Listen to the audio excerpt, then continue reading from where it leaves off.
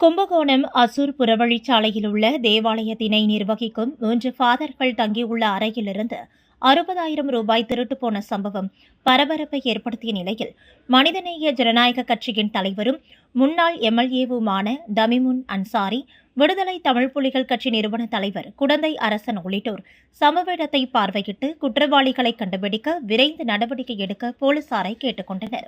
சம்பவம் அறிந்த கும்பகோணம் கோட்ட காவல் துணை கண்காணிப்பாளர் கீர்த்திவாசன் தலைமையில் போலீசார் சம்பவ இடத்தில் ஆய்வு மேற்கொண்டு விசாரணை செய்து வருகின்றனர்.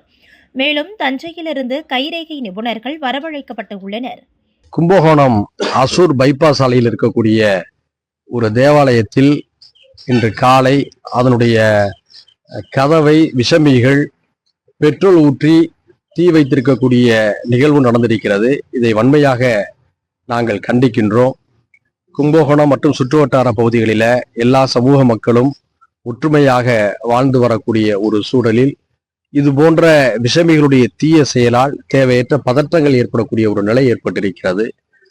இந்த குற்ற சம்பவத்தில் ஈடுபட்ட தீயவர்கள் எவராக இருந்தாலும் அவர்கள் மீது தமிழக அரசு, காவல்துறை உரிய நடவடிக்கை எடுக்க வேண்டும் என்று மனிதநேய ஜனநாயக கட்சியின் சார்பில் வலியுறுத்தி கேட்டுக்கொள்கிறோம். அதாவது இந்த சர்ச் வளாகத்தில் இருக்கக்கூடிய வீட்டில் 60,000 ரூபாய் பணமும் திருடு போயிருக்கிறது. காவல்துறையிடமும் நாங்கள் இது குறித்து பேசியிருக்கிறோம். அவர்களும் உரிய நடவடிக்கை எடுப்பதாக கூறியிருக்கிறார்கள்.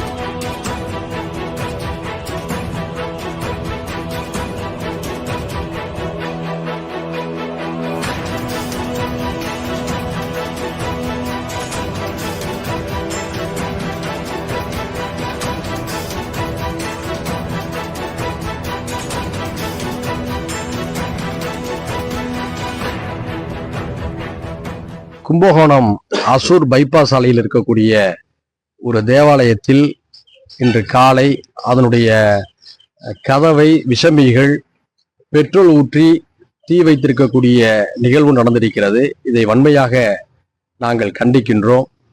கும்பகோணம் மற்றும் சுற்றுவட்டார பகுதிகளில் எல்லா சமூக மக்களும் ஒற்றுமையாக வாழ்ந்து வரக்கூடிய ஒரு சூழலில் இது போன்ற விஷமிகளுடைய தீய செயலால் தேவையற்ற பதற்றங்கள் ஏற்படக்கூடிய ஒரு நிலை ஏற்பட்டிருக்கிறது. இந்த குற்ற சம்பவத்தில் ஈடுபட்ட தீயவர்கள் எவராக இருந்தாலும் அவர்கள் மீது தமிழக அரசு, காவல்துறை உரிய நடவடிக்கை எடுக்க வேண்டும் என்று மனிதநேய ஜனநாயக கட்சியின் சார்பில் வலியுறுத்தி கேட்டுக்கொள்கிறோம். அதாவது இந்த சர்ச் வளாகத்தில் இருக்கக்கூடிய வீட்டில் 60,000 ரூபாய் பணமும் திருடு போயிருக்கிறது.